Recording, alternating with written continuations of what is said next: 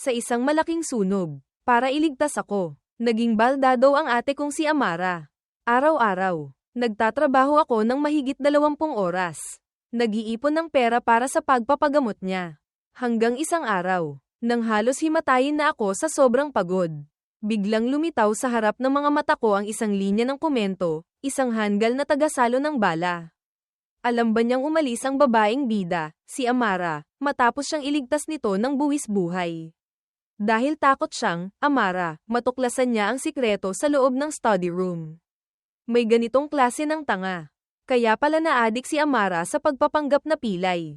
Sa mga oras na ito, kasama pa niya ang kapitbahay naming si Marco.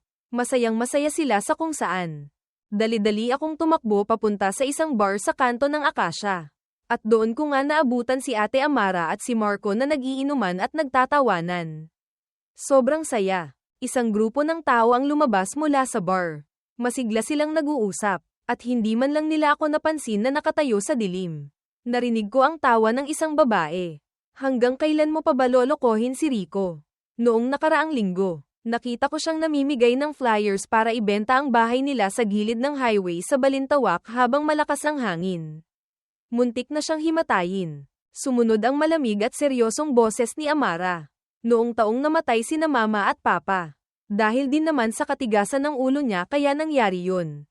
Hindi ba dapat lang siyang magdusa ng kaunti para matuto? Isang grupo ng tao ang napailing na lang. Grabe ka, pati sa kapatid mo. Ang lupit mo. Nakatayo ako sa gilid ng kalsada. Naramdaman ko ang lamig na gumapang mula sa aking mga talampakan. Noong araw na namatay sina mama at papa, may nagturo na ako raw ang nagpadala ng text message. Sinabihan silang pumunta sa tabing ilog ng Marikina. Umiiyak akong nagpaliwanag kay Ate Amara. Niyakap niya ako sa libing.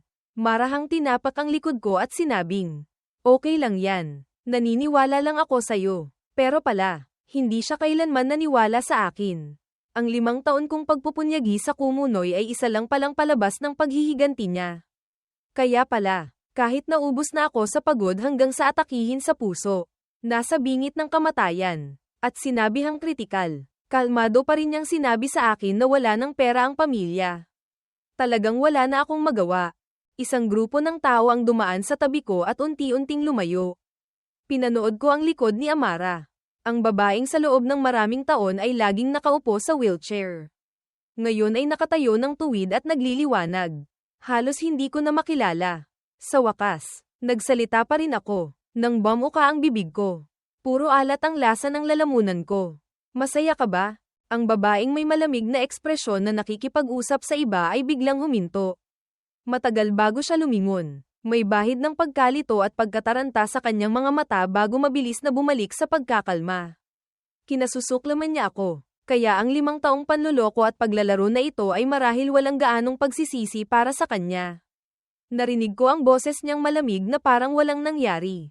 Okay lang. 3 salita na parang maliliit na tinik na tumusok ng malalim sa puso ko. May isang tao sa tabi niya na pilit na sumingit. Rico, narinig namin na ang ate mo ay, biglang pinutol ni Amara ang sasabihin. Nakita na niya lahat. Ano pa ang kailangan ipaliwanag? Habang nagsasalita, may bahid ng pangungutya siyang tumingin sa akin. Kaya kung ano man ang narinig mo, malamang narinig mo na lahat. Kahit alam kong hindi siya maniniwala, pinilit ko pa ring magsalita. Noong taon na yun, yung text message na natanggap ni na mama at papa. Hindi talaga ako ang nagpadala. Nakita ko ang pandidiri sa mga mata ni Amara. Rico, 25 ka na ngayong taon. Ilang taon na ang lumipas. Ginawa mo pero hindi mo pa rin maamin. Maraming hinanakit na gustong ipaliwanag. Maraming salitang gustong sabihin para linisin ang pangalan ko, pero sa huli, pinigilan din ito ng kanyang mga matang puno ng pandidiri at galit. Matagal na katahimikan. Sa wakas, yumuko ako. Kasalanan ko na. Kung ito lang ang sagot na makakapagpasaya sa kanya, hahayaan ko na lang siyang maging masaya. Mahinang tumawa si Amara. Tama si Marco. Kailangan mo pang magdusa ng kaunti para matuto ka. Nag-angat ako ng tingin. Sakto namang nagtama ang mga mata namin ni Marco. Mga matang inosente, pero hindi maitago ang pagiging mayabang. Si Marco ay anak ng pamilyang Legarda. Laging nakabuntot kay Amara at tawag ng ate. Noon, Madalas ko siyang itaboy dahil naiinis ako. Pero si Amara, hindi siya pinapansin. Sa isang iglap, naging ganito na pala sila kalapit. Nakatayo lang ako doon ng matagal. Nang bumalik ako sa sarili, wala na ang anino ni Amara. Sakto namang nag-message ang dati kong senior sa universidad. Si Clara, yung scholarship sa ibang bansa. Sigurado ka ba talagang hindi mo kailangan? Noong taon na huminto ka sa third year. Nang hinayang talaga si Direk Reyes. Ngayon, espesyal siyang humingi ng dagdag na slot para sa iyo. Sagot na lahat ng gastos. Hindi na ako nag-alinlangan pa. Itinipa ko ang reply. Napag-isipan ko na. Pumapayag akong umalis. Sa screen, nagsimula na namang mag-scroll ng mabilis ang mga komento. Ang galing. Malapit nang umalis sa bansa ang tagasalo ng bala na kapatid. Kung ganun, malapit na bang kilalanin ni Amara si Marco bilang tunay niyang kapatid? Yuck, anong tunay na kapatid? Hindi ba pwedeng diretsong sweet love story na lang? Pero hindi ba ito a sibling story? Hindi naman magkadugo si Marco at si Amara. Maniwala kayo sa akin. Siguradong magkakaroon ng love line yan mamaya. Ang mga salitang mabilis na nag-scroll ay nakakahilo. Pati ang isip ko ay unti-unting lumabo. Ilang detalye tungkol sa plot ng kwento ang pilit na pumasok sa isip ko.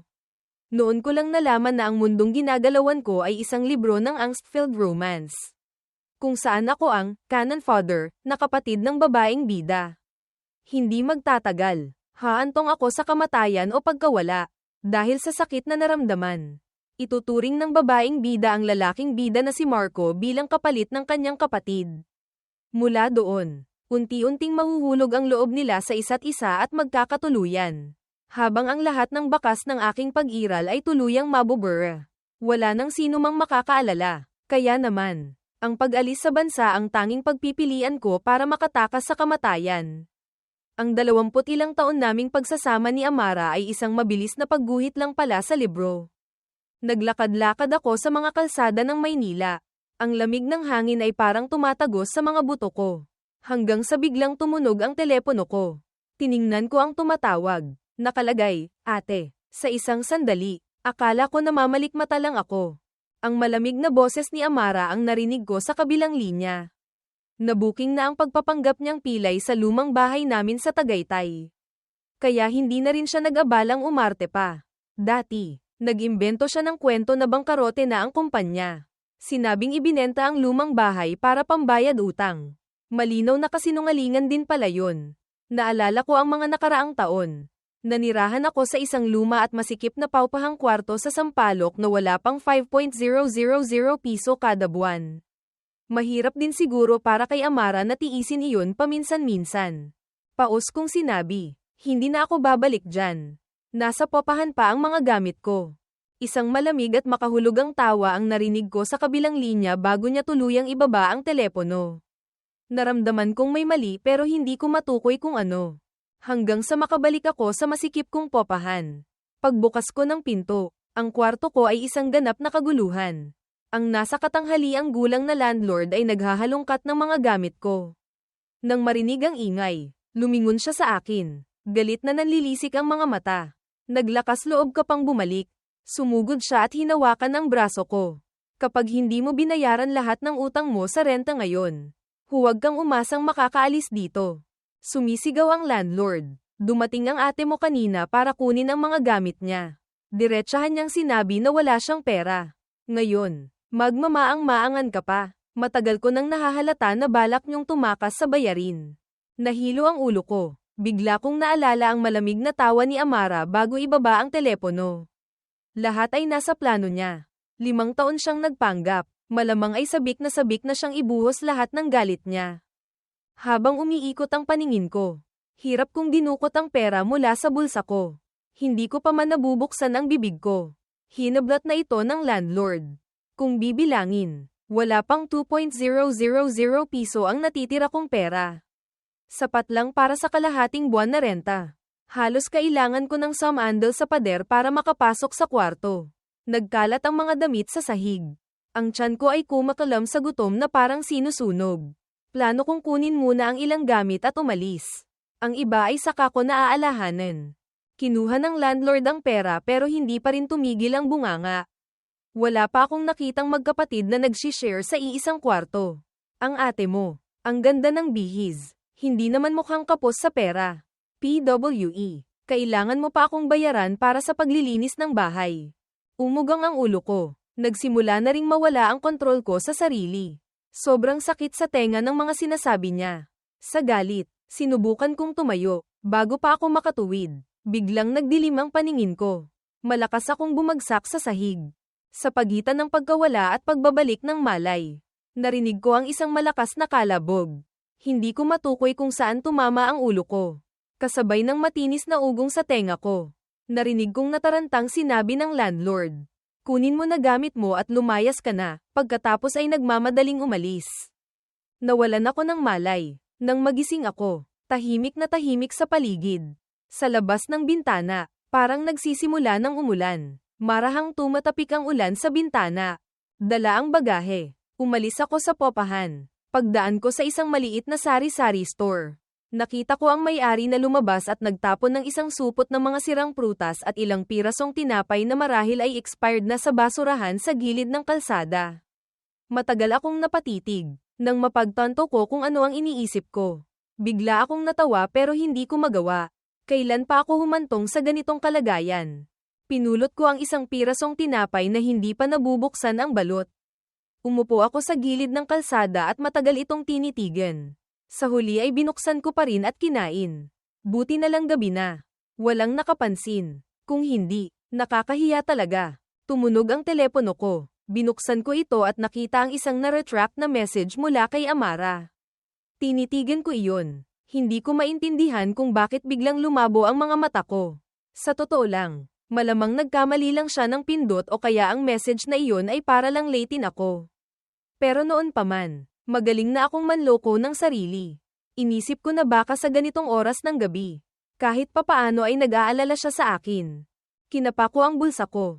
Wala na akong ni isang kasing. Sa huli, tinawagan ko pa rin si Amara. Ilang beses kong sinubukan. Sa wakas, sinagot din niya. Masyadong malakas ang hangin sa gabi. Medyo humalo sa hangin ang boses ko. Nagbukas ako ng bibig. Ate, pwede mo ba akong sunduin? Wala na akong pera para mag-taxi. Ang kalagayan ko ngayon, hindi ko rin kayang maglakad pa uwi sa lumang bahay. Matagal na natahimik ang kabilang linya. Sa huli, tumawa siya ng mahina, isang tawang may halong saya at tagumpay. Bakit? Hindi ba't may mga paa ka naman? Walang bahid ng pakikipag-ayos. Hindi ako nakapagsalita, hanggang sa marinig ko ang tunog ng pagbaba ng telepono sa kabilang linya. Sa totoo lang, sa loob ng 5 taon na nagpapanggap si Amara na pilay. Hindi rin maganda ang trato niya sa akin. Minsan niyang itinapon ang mangkok ng sabaw na pinagpuyatan kong lutuin para sa kanya matapos ang maghapong pagtatrabaho. Nang pagod na pagod akong nagmakaawa sa kanya na dalhin ako sa ospital. Ngumiti lang siya ng mapakla at sinabi ang parehong linya. Bakit, Rico? Hindi ba't may mga paa ka naman? Pero noon, naniwala ako sa kanya. Naniwala akong talagang lumpo siya. Naniwala akong may depresyon siya. Paulit-ulit kong kinumbinsi ang sarili ko. Iniisip na dahil sa depresyon kaya masama ang trato niya sa akin. Ngayon ko lang naintindihan. Simpleng galit lang pala siya sa akin. Iniisip na ako ang nagpadala ng text message na ikinamatay ni na mama at papa. Kaya ayaw niyang maging maayos ang buhay ko. Inubos ko ang tinapay sa malamig na hangin. Ang mahabang kalsada sa gabi ay tahimik at walang tao. Alam kong hindi darating si Amara. Talagang wala na akong ibang paraan. Kaya naglakas loob akong tawagan ang senior ko. Si Clara. Nahihiya rin ako. Sa mga oras na ito, malamang madaling araw na sa kanya. Pero mabilis niyang sinagot. Ayokong masyadong makaabala sa kanya. Kahit mahirap magsalita, diretsahan kong sinabi. Ate Clara, pwede ba akong makahiram ng konting pera? Matagal na natahimik ang kabilang linya. Uminit ang mga tenga ko. Pakiramdam ko sobrang awkward at nakakahiya.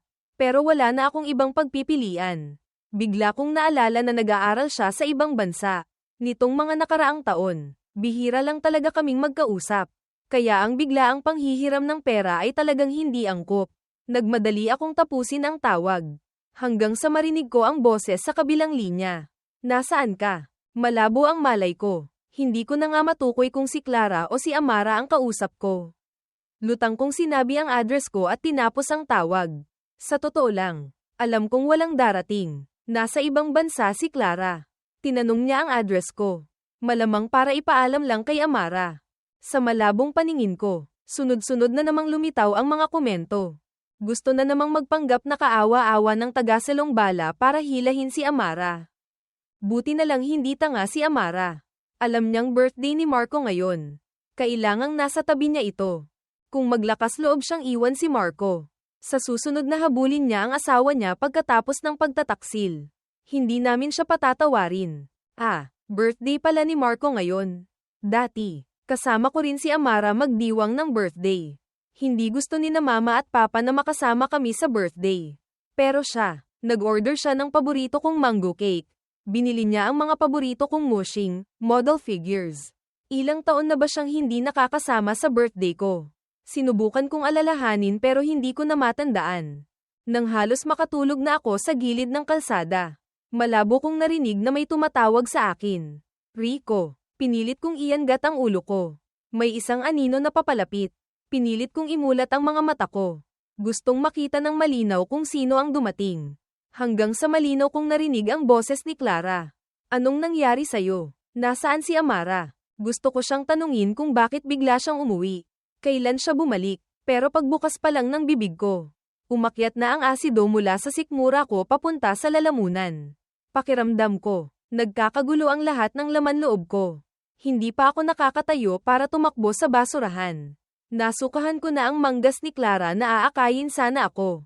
Puro alat at asim ang lasa sa lalamunan ko.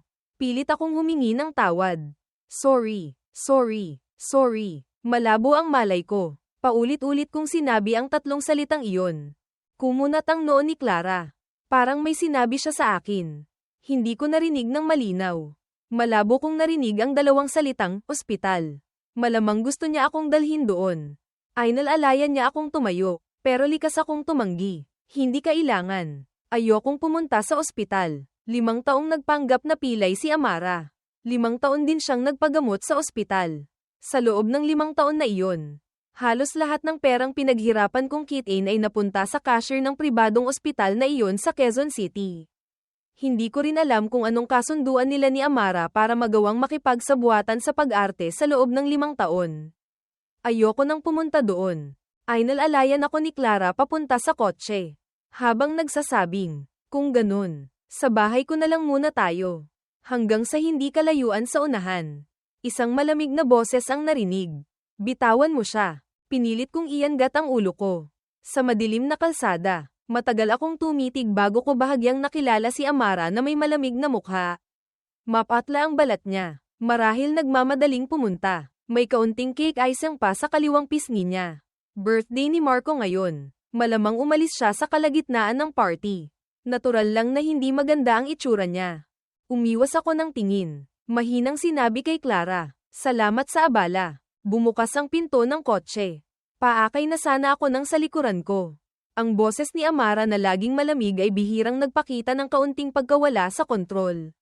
Rico, huminto ka. Hindi ko pinansin. Diretsyong sumakay sa kotse. Bago isara ang pinto, narinig ko ang boses ni Amara na puno ng galit. Pinatay niyo sina mama at papa. Rico, ikaw at si Clara, hindi ba kayo nagigising sa bangungot tuwing hating gabi? Ang kamay kong nakahawak sa pinto ng kotse ay biglang nanigas. Parang may karayom na tumusok sa puso ko. Hindi ko maintindihan kung bakit niya idinamay si Clara sa usapang ito. Marahil ay talagang dahil sa sobrang galit kaya nawala na siya sa sarili. Sa salamin ng kotse, nakita ko ang mukha ni Amara na puno ng galit. Hinahangin ng hangin ang buhok sa noo niya. Nakatayo siyang mag-isa doon. Nagmukha siyang malungkot. Bahagyang nanginginig ang mga kamay. Pinaikit ko ang mga mata ko. Agad na naglaho ang mukha niya.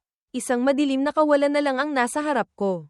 Sa dilim na iyon, parang nakita ko ang maraming taon na ang nakalipas. Ang eksena kung saan pauwi si Amara mula sa eskwela. Nakangiting hinawakan ng kamay ko para sabay kaming umuwi.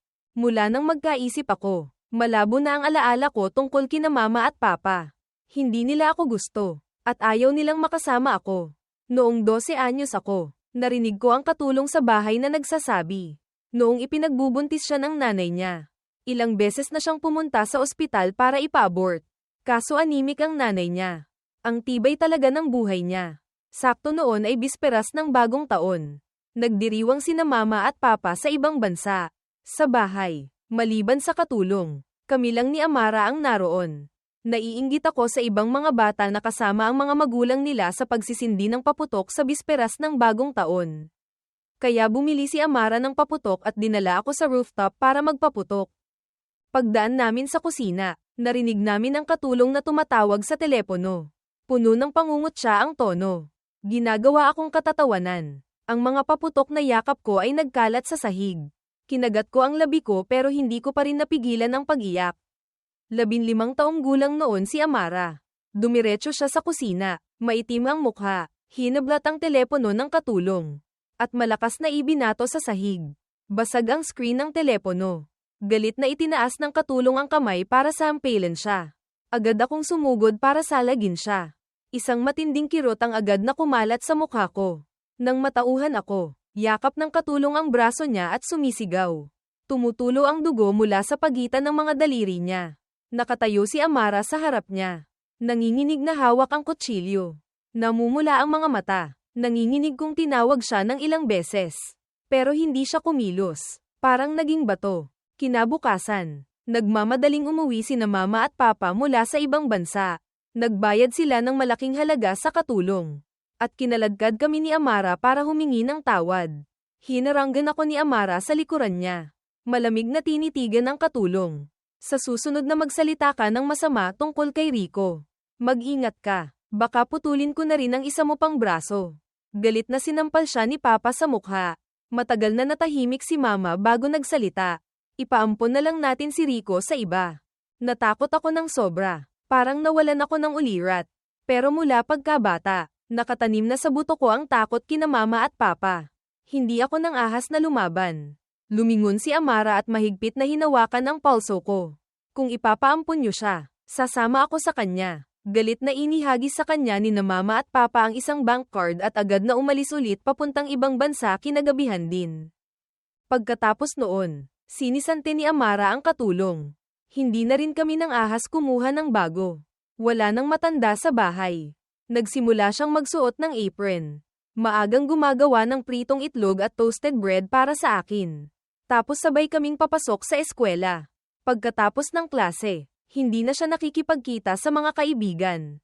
Nag-aral siyang mamalengke. Sa gabi, laging paborito ko ang niluluto niya. Magkatapat kaming nakaupo sa tabi ng bintana. Itinaas niya ang baso ng fruit juice. Marahang itinagay sa akin. Tinitigan niya ang namumula kong mga mata sa ilalim ng ilaw. Napakabait ng tingin niya. Nandito si ate. Anong kinatatakot mo? Hanggang maraming taon ang lumipas. Noong gabing iyon, dahil sa isang text message, nagmaneho sina Mama at Papa para hanapin ako sa gabi ng snowstorm. Dahil sa madulas na kalsada, naaksidente sila. Hanggang ngayon, ang eksena ng pagkamatay ni na Mama at Papa ay mahirap ko nang maalala. Naaalala ko lang na noong araw na iyon, bigla kong naisip ang maghanap ng family picture. Pumasok ako sa study room. Pero sa mesa, nakita ko ang isang love letter ni Amara. At hindi sinasadyang natuklasan ang tungkol sa love life niya. Noong gabing iyon, diretsahan niyang sinabi sa akin. Mayroon siyang boyfriend na minahal niya ng maraming taon. Pero tutol sina Mama at Papa na maging sila. Kaya balak niyang sumama dito sa ibang bansa para doon manirahan. At hindi na babalik kailanman. Noong panahong iyon, 23 anyos na si Amara. Normal lang na magmahal. Pinayuhan ko pa rin siya. Ang manirahan sa ibang bansa ay hindi magandang pagpipilian. At lalong hindi dapat ang hindi na bumalik kailanman. Huwag gumawa ng padalos-dalos na desisyon dahil lang sa bugso ng damdamin. Si Amara na laging malamig at mapag-isa. Pero noong gabing iyon ay sobrang emosyonal. Itinapon niya ang tasa ng tsaa. Galit na kinwestiyon ako. Bakit hindi pwede? Hindi ko pwedeng makasama ang taong mahal ko. Dapat bang habang buhay akong manatili sa tabi mo? Alagaan ka, Rico. Wala ka bang mga kamay at paa? Hindi ka ba mabubuhay nang wala ako? O ano bang iniisip mo? Hindi ako makapaniwalang tinitigan siya. Talagang hindi makapaniwala. Nasabi niya ang mga ganoong salita. Nawalan ako ng kontrol. Nasampal ko siya. Nag-away kami ng matindi. Sa huli, ang mga libro sa estante, mga tasa, lalagyan ng lapis, lahat ay nagkalat sa sahig. Matagal bago ako unti-unting kumalma. Malamig na nagsalita, dapat kang magpatingin sa psychologist. Sasabihin ko kina mama at papa para dalhin kanila. Namumula ang mga mata ni Amara na nakatitig sa akin. Hindi na nagsalita pa, nang umalis ako sa study room. Doon ko lang nalaman na naiwan ko ang telepono ko sa opisina. Nagmadali akong pumunta sa opisina para kunin ito. Pagkakuha ko ng telepono, nakatanggap ako ng tawag na nagsasabing patay na sina mama at papa. At sa telepono ko, kalahating oras bago iyon, may nadagdag na text message na ipinadala kay mama. Siguradong hindi nakalimutan ni Amara. Noong gabing umalis ako sa study room, sinabi ko pa sa kanya na hahanapin ko sina mama at papa. Kaya hanggang ngayon, hindi siya talaga naniwala na hindi ako ang nagpadala ng text message na iyon. Kaya sa loob ng 5 taon, nagpanggap siyang pilay, nagpanggap na may depresyon, nagpanggap na bangkarote, para lang masayang panoorin akong nagmumukhang tanga, pinaglalaruan, at naghihirap sa kumunoy ng pagdurusa. Nang bumalik ako sa kasalukuyan, dinala na ako ni Clara sa bahay niya. Inayos niya ako ng isang kwarto. Hindi ko napigil ang tanungin siya. Bago ka umuwi galing Amerika, nakita mo ba ang boyfriend ni Amara? Sa loob ng 5 taon, hindi ko na narinig na binanggit ulit siya ni Amara. Marahil dahil sa pagkamatay ni na mama at papa. Naghiwalay na sila, noong una, dahil sa kanya. Handa siyang manirahan ng permanente sa ibang bansa. Alam mong mahal niya talaga yun. Iniabot sa akin ni Clara ang isang tasa ng salabat. Nang marinig iyon, natigilan siya sandali. Sinong boyfriend? Parang humina ang memorya niya. Ipinaliwanag ko sa kanya, yung minahal ni Amara mula pa noon. Maraming taon na silang magkasintahan. Hindi ba alam mo rin? Lalong naging kakaiba ang ekspresyon ni Clara. Matagal bago siya marahang nagsalita. Rico, pagod ka na. Magpahinga ka na muna. Pakiramdam ko, lalong nagiging kakaiba ang itsura niya. Hating gabi, nakahiga ako sa kama, madilim at tahimik sa paligid. Naisip ko ang sinabi ni Clara na sa weekend na ang alis namin. Binuksan ko ang phone app. Pagkatapos mag-book ng flight, tumunog ang Viber ko. Message mula kay Amara. Rico, umuwi ka na. Tinitigan ko ang message na iyon. Sa isip ko, biglang umalingaw-ngaw ang isang hindi pamilyar na pangungusap. Boses ni Amara, sa harap ng gate ng orphanage sa Pasay. Hawak niya ang kamay ko. Rico, iuwi kita. Baliw na talaga. Malinaw naman na ipinanganak akong anak ng pamilyang Reyes, pinalitan ang Jiang. Tama si Clara. Marahil sobrang pagod na talaga ako. Kailangan ko nang magpahinga. Sa kabilang linya, tumawag na naman si Amara. Malamang dahil lang hindi niya matanggap na bigla akong hindi sumusunod. Ay silent ko ang telepono at inihagis sa bedside table. Pumikit ako, mabilis na nakatulog ng mahimbing. Sa magulong panaginip, bumalik ako sa study room maraming taon na ang nakalipas. Nasa mesa ang love letter. Puno ng mga salita ng pagmamahal ni Amara para sa ibang lalaki. Kasama ang determinasyon niyang sumama dito sa ibang bansa para doon manirahan. Sa isang iglap, ang mga salitang iyon ay tinangay ng hangin. Naging isang batang babae. Malambot pero baluktot ang sulat kamay. Isang maikling linya ng salita. Pangarap sa edad na 28, si Amara ay ikakasal kay Rico. Bigla akong nagising mula sa panaginip. Sa labas ng bintana, malamig na parang tubig ang gabi. Basang-basa ako ng malamig na pawis. Masyadong kakatwa ang panaginip kaya hindi ako makabalik sa sarili. Wala na akong antok. Umupo ako sa kama. Pinilit na maghintay hanggang umaga. Sa telepono, ipinadala ni Amara ang huling message. Rico, magsisisi ka. Nalilito ako, pero mabilis kong nahulaan ang ibig niyang sabihin. Pagkatapos kong magayos at bumaba, narinig ko si Clara na seryoso ang mukha habang tumatawag sa telepono. Mahigit 1 buwan na akong regular employee. Ang walang dahilang pagsisante niyo ay labag sa batas. Imposible. Hindi ako kailanman naglabas ng sikreto ng kumpanya. Pwede ko kayong kasuhan. Halatang sobrang sama ng loob niya. Hindi niya napansin na nakalapit na ako. Malabo kong narinig ang malamig na sagot sa kabilang linya. May matibay kaming ebidensya. Hindi kami natatakot na makipagkita sa korte. Narinig ko rin ang boses ng isang lalaki na nanunuyo. Ms. Amara, pwede na po bang pirmahan ang kontrata? Naalala ko ang huling message ni Amara. Agad kong nahulaan ang buong pangyayari. Nagmamadaling umalis si Clara sa bahay. Marahil pupunta sa kumpanya para makipag-usap o kukontak ng abogado. Laging kalmado si Clara, pero ang itsura niya ngayon ay puno ng paghihirap. Noong taon na iyon, dahil sa ayaw niya sa pag-uugali ng ama niya, pinutol niya ang ugnayan sa pamilyang Cruz, pinalitan ng Chu. Pagkatapos ay mag-isang lumaban. Nag-aral habang nagtatrabaho para makapagtapos ng kolehiyo. Tapos nag-aral sa ibang bansa. Sa ibang bansa, nag-part-time job siya bilang waitress at kung ano-ano pa. Lahat ay humahanga sa galing niya. Pero alam kong marami siyang pinagdaan ng hirap. Ngayon, pagkatapos bumalik mula sa ibang bansa, pinaghirapan niyang makuha ang trabahong ito. Pagkatapos, pumunta ako sa kumpanya ni Amara sa Makati. Tinanggihan ng receptionist ang hiling kong makipagkita. Malamig ang tono. May bilin na po si CEO Amara. Wala siyang kapatid na lalaki. Wala rin pong kailangang pag-usapan si CEO Amara.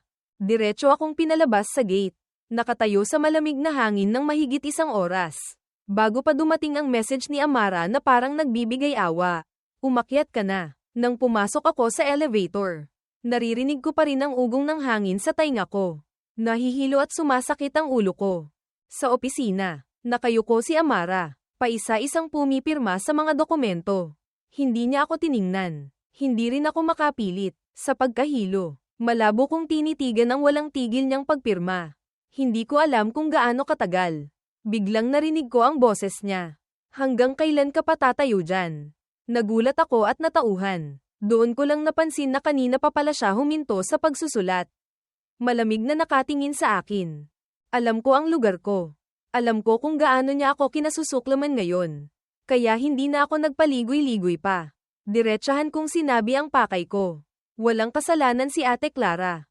Tagalabas siya. Sana huwag mo siyang pahirapan. Itinapon ni Amara ang ballpen na hawak niya sa mesa. Tumawa siya ng malamig. Ang tingin niya sa akin ay parang isang hindi nakikitang kutsilyo. Si Clara walang kasalanan. Noong taong kalilibing pa lang ni na Mama at Papa. Ilang kontrata ng Reyes Group ang muntik nang mapunta sa pamilyang Cruz. Rico, nagmamaang-maangan ka pa ba? Likas akong nagpaliwanag. Dahil yun sa ama ni Clara na gustong samantalahin ang sitwasyon. Matagal nang pinutol ni Clara ang ugnayan sa pamilyang Cruz. Hindi niya kasalanan yun. Sa boses ni Amara, puno ng galit. Sa tingin mo maniniwala ako sa ganyang kasinungalingan? Ikaw naman, Rico. Ikaw na nagpadala ng text message kina Mama at Papa noong gabing may snowstorm. Wala ka bang kasalanan? Bumaon ang mga daliri ko sa palad ko. Halos gumuho na ang emosyon ko. Halos mapasigaw. Ilang beses ko pa bang kailangang sabihin? Hindi ako ang nagpadala ng text message na yon. Pagkatapos kong magsalita, hindi ko maintindihan kung bakit tuloy-tuloy ang pagtulo ng luha ko. Hirap kong pinunasan ng kamay ang malabo kong paningin. Sa lumabong paningin, parang nakita ko si Amara na may mapanuyang malamig na ekspresyon. Pero bigla itong nanigas. Nang lumingon ako, medyo nahihiya siyang tumalikod paarap sa bintana. Kalahati lang ng mukha niya ang nakita ko. Hindi ko matukoy ang emosyon niya ngayon. Unti-unti akong kumalma. Sige, bahala ka na. Tumalikod ako para lumabas ng opisina. Sa likuran ko, narinig ko ang boses ni Amara na halos mabaliw na. Talagang nagsisisi ako na noong sinabi ni na Mama at Papa na gusto kanilang ipaampon. Hindi ko sila pinigilan. Bigla akong natigilan. Tulad ng maraming taon na ang nakalipas. Sa pinakamadilim at desperado kong gabi.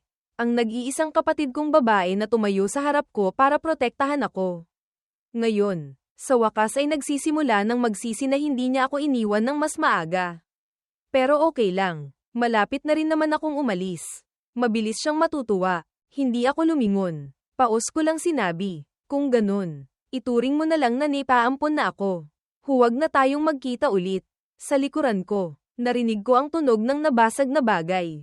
Hindi ako huminto. Tuloy-tuloy lang akong umalis. Paglabas ko ng elevator, bumuhos ang malakas na ulan sa labas. Ayoko na ring pahirapan pa ang katawan ko. Kahit hindi maganda ang pakikitungo sa akin ng receptionist. Nagpumilit pa rin akong maghintay sa lobby sa ground floor. Balak kong hintay ang hamina ang ulan bago umalis. Hindi nagtagal pagbaba ko. Lumabas din si Amara sa elevator. Hindi naman ako assuming para isipin na bumaba siya dahil sa akin. Kaya tumalikod ako na parang hindi siya nakita. Hawak niya ang telepono sa tainga. Tumatawag. Hindi ko alam kung talagang hindi niya ako nakita o hindi. Lumapit siya. Sakto namang umupo sa sofa sa tabi ko. Isang tawag na napakatagal. Hindi pa rin siya umaalis. Hindi ako mapakali. Ilang beses akong tumitig sa labas sa ulan. Pero lalo lang lumakas. Sa wakas, ibinaba niya ang telepono pero hindi pa rin tumayo para umalis. Kung iisipin ang oras, ito dapat ang pinaka-busy na oras sa kumpanya. Talagang medyo nagtaka ako. Hindi ko napigil ang sumulyap, pero sakto namang nagtama ang mga mata namin. Hindi rin siya umiwas. Malamig pa rin siyang nakatitig sa akin. Sa ganitong kalapit na distansya, naamoy ko ang matapang na amoy ng alak sa kanya. Naisip ko ang eksena kanina sa opisina. Sa mesa niya, kalahati na lang ng bote ng whiskey ang natira. Naisip ko na malapit na akong umalis ng bansa. Hindi ko napigil ang paalalahanan siya. Bawasan mo ang pag-inom ng alak. Mahina na nga ang puso mo. Bihirang hindi kumontra si Amara. Pero masama pa rin ang itsura niya. Matagal bago siya mahinang oo. Sa labas, sa wakas ay humina na ang ulan. Mukhang mahihirapan ng tumila ng tuluyan. Tumayo ako para umalis. Bigla ring tumayo si Amara. Iniabot sa akin ang isang payong. Ito yung payong na custom-made ng kumpanya. Natigilan akong tiningnan siya. Sa bawat payong, sa hawakan, may nakaukit na maliit na letrang, or. Ito ay request ni Amara. Dati, napaka-close naming magkapatid. Kinuha ko ang payong, mahinang nagpasalamat, at nagmamadaling lumabas sa ulan. Sa likuran ko, parang may sinabi pa si Amara. Tumutulo ang ulan sa payong. Hindi ko na narinig ng malinaw. Bumalik ako sa tinutuluyan ni Clara. Balak kong humingi ng tawad sa kanya dahil sa pagkawala niya ng trabaho dahil sa akin. Pagpasok ko pa lang ng pinto, narinig ko si Clara na walang magawang nagsasabi. Sabi ng boss ko, nagkamali lang daw. Binawi na nila ang termination letter. Sinisante na rin nila ang empleyadong nag-imbento na naglabas ako ng sikreto ng kumpanya. Habang nagsasalita, nagpakita siya ng nagtatakang ekspresyon. Talaga bang nagkamali lang? Sa telepono, parang narinig ko pa ang boses ni Amara. Nanggulo ba siya sayo? Natigilan ako sandali, pero hindi ko na binanggit na pinuntahan ko si Amara. Umiling lang ako at sinabing, wala naman. Sa mga natitirang araw, naging abala ako sa paghahanda para sa pag-alis. Ang mga dating trabaho ko, kinuha ko lahat ng sahod. Gamit ang allowance mula sa eskwelahan sa ibang bansa. Ibinalik ko ang hiniram kong pera kay Clara. Bumili ng ilang kailangan para sa biyahe. At inayos na rin ang bagahe. Ang iba pang maliliit na bagay ay unti-unti ko na ring natapos. Ang araw ng pag-alis ko ay sakto sa birthday ko. Inimbita ko ang ilang dating katrabaho na medyo ka-close ko pa rin. Kumain kami ng tanghalian. Paglabas namin ng restaurant, nakita ko sa plaza sa labas ng mall na puno ng mga pulang parol. Malapit na ang Pasko at Bagong Taon. Nagsisimula ng maramdaman ang diwa nito. Bigla kong naalala ang maraming bisperas ng Bagong Taon, maraming taon na ang nakalipas. Magkatapat kami ni Amara, nagtatagay para sa Bagong Taon. Noon, nanghihinayang pa ako na wala sina mama at papa sa tabi ko. Inalo niya ako na sa susunod na mga taon. Tuwing bisperas ng Bagong Taon at Pasko, Bagong Taon. Kasama niya ako. Ngayong taon, wala na. Mahapdi sa mata ang hangin.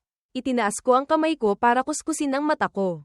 Bigla kong nakita si Amara na nakatayo sa di kalayuan. Akala ko namamalikmata lang ako.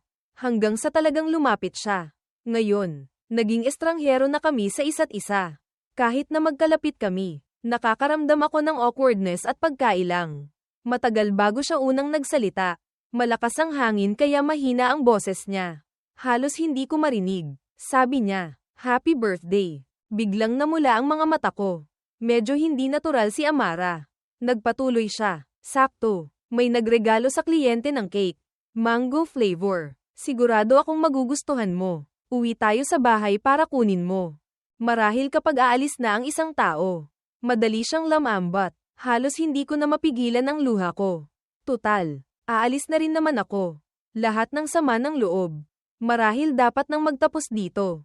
Sumakay ako sa kotse kasama si Amara pabalik sa lumang mansyon sa Tagaytay. Habang nasa kotse, Palihim kong kinuha ang telepono ko para tingnan ang oras ng flight. Sa totoo lang, hindi na rin sapat ang oras. Naisip ko, kung hindi ako aabot mamaya, magpapalit na lang ako ng tiket sa mas huling flight. Pagdating sa lumang mansyon, inilabas ni Amara ang cake mula sa kahon. Kasabay noon, isang asul na card ang nahulog sa sahig. Yumuko ako para pulutin ito. Ang unang bumungad sa mata ko ay ang mga salitang, para sa mahal kong Marco.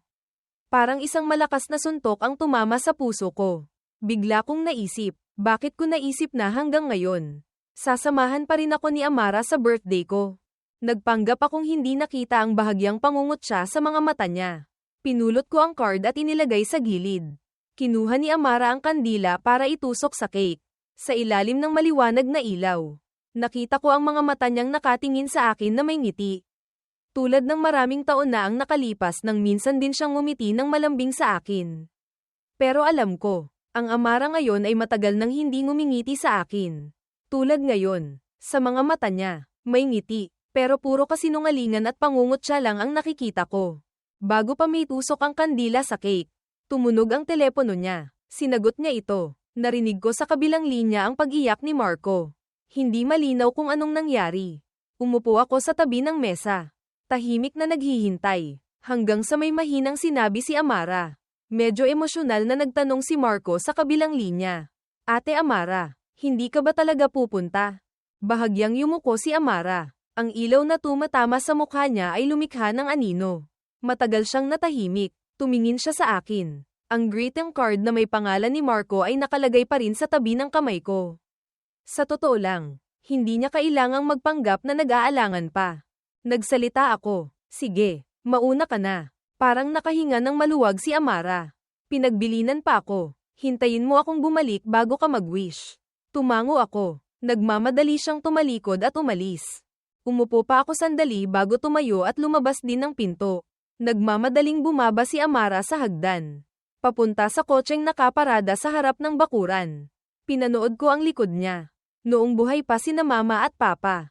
Tuwing aalis si Amara, kung ihahatid ko siya, siguradong lilinggan siya pabalik, na parang may mata sa likod niya. Pero ngayon, mabilis niyang binuksan ang pinto ng kotse. Sumakay, at nagmaneho paalis. Hindi man lang lumingon, hindi man lang huminto. Sa hangin, nagsimula na namang mag-scroll ang mga komento. Umaasa pa rin ang supporting actor na to. Ngayon, wala ka ng pag-asa, di ba? Kinuha mo pa ang cake na dapat ay para kay Marco namin. Kainin mo na yan, tapos lumayas ka na agad. Sa wakas, aalis na rin siya. Mahina akong pumikit. Ang mga komentong iyon ay sa wakas naglaho. Bumalik ako sa loob ng bahay. Tumingin sa mango cake. Sa huli, nag-iwan pa rin ako ng sulat sa likod ng greeting card. Aalis na ako. Malamang hindi na ako babalik pa. Hindi ko ginalaw ang cake. Ibalik mo na lang kay Marco. Maituturing na rin sigurong isang palem. Sakto namang tumunog ang telepono ko. Tumatawag si Clara. Kung titingnan ng oras, aabot pa. Hindi na kailangang magpalit ng tiket. Sumakay ako ng taxi papuntang Naiya. May mga natira pang snow sa gilid ng kalsada.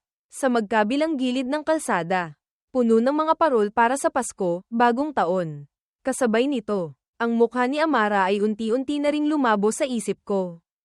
Habang naghihintay sa airport, kumain kami ni Clara ng hapunan.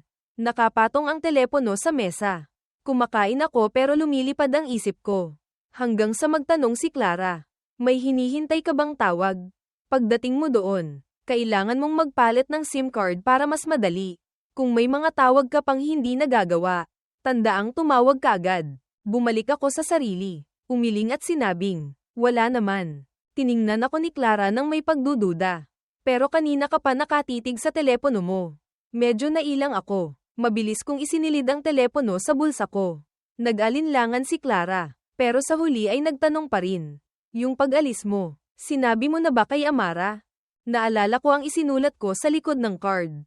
Nasabi ko na. Likas na nagtanong ulit si Clara. Kung ganun, hindi ba siya, naputol ang sasabihin niya? Matagal bago siya marahang bumantong hininga. Sige na nga, mahina akong nagsalita. Okay lang. Hindi naman siya mag-aalala. Pero sinabi ni Amara noon. Sana noong taon na gustong ipaampon ako ni na Mama at Papa.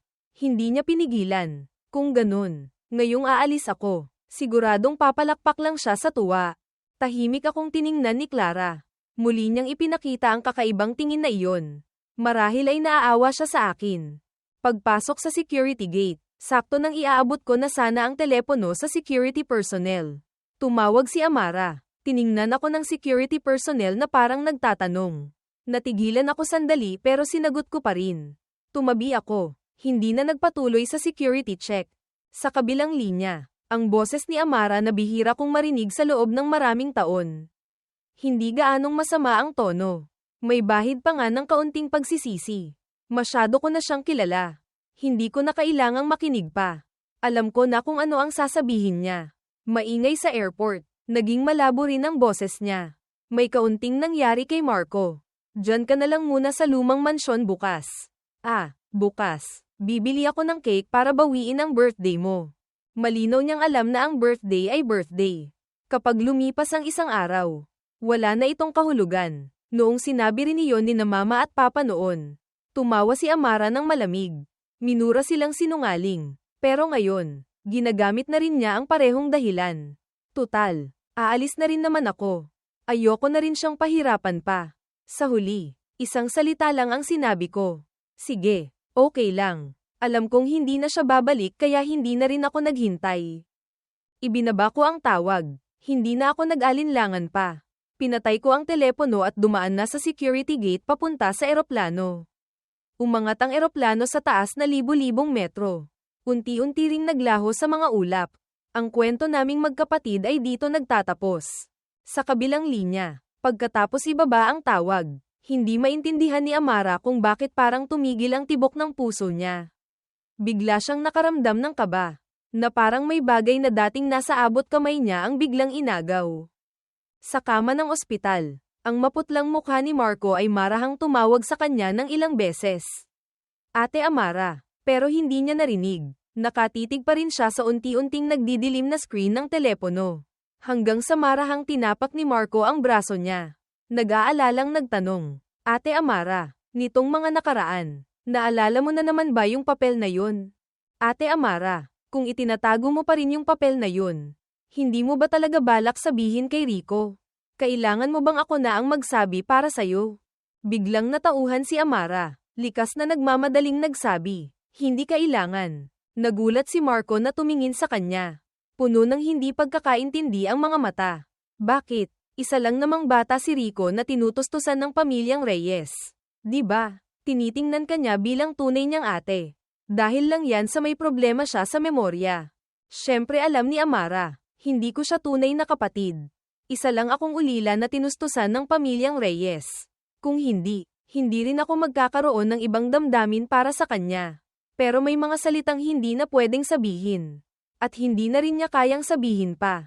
Hindi niya kayang kalimutan. 5 taon na ang nakalipas ng sampailan niya ako at malamig na sinabi. Kung mauulit pa ito, huwag na tayong magkita kailanman.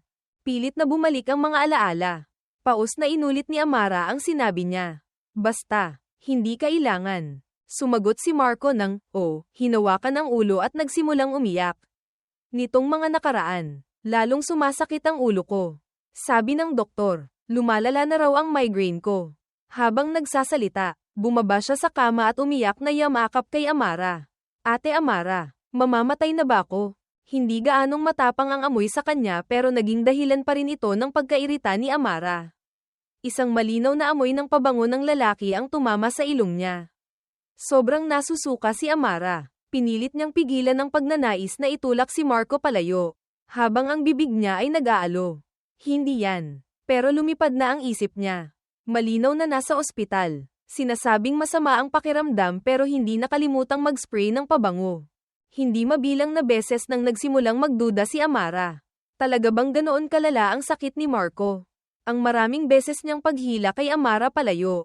Aksidente lang ba talaga? Ang maraming beses niyang pagbanggit sa papel na iyon. Sinasabing gusto niyang ikwento kay Rico. Hindi ba talaga sinasadyang pananakot?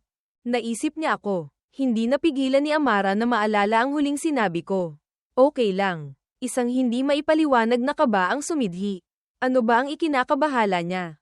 Bakit parang laging pakiramdam niya? Sa sobrang kalmadong mga salita ko. May nakatagong bagay na hindi niya kayang tanggapin.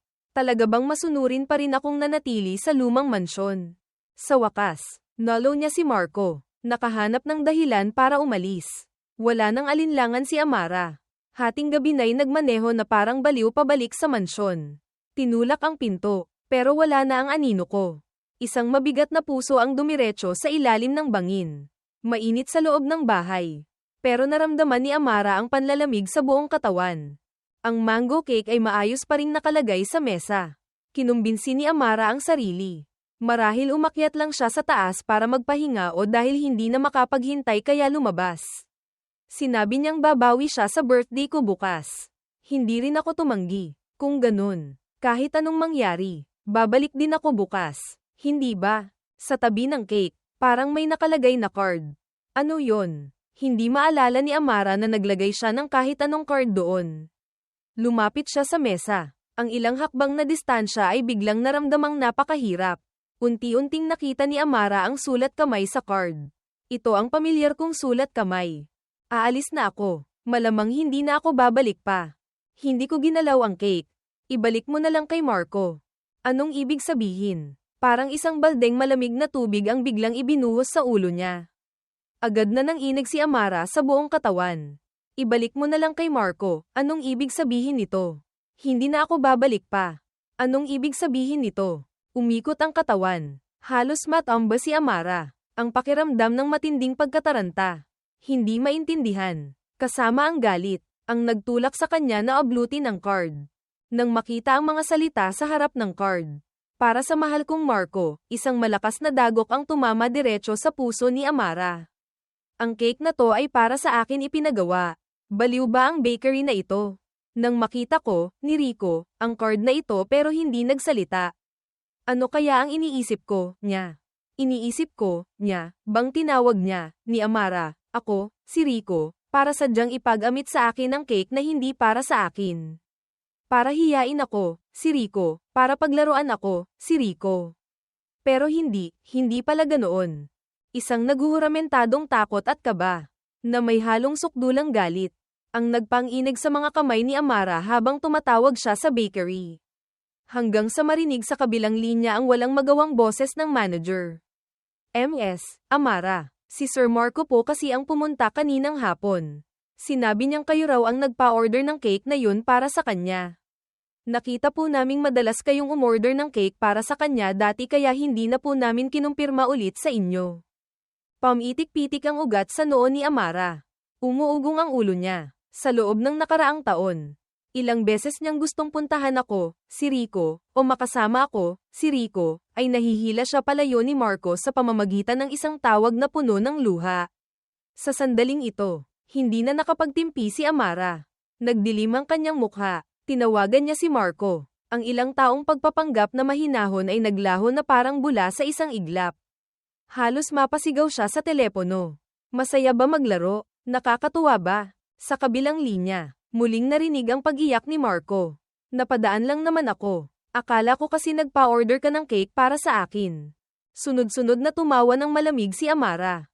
Ang nag-aalab na galit ay halos tumupok sa kanyang katinoan. Sinabi ko na sa'yo kaninang umaga.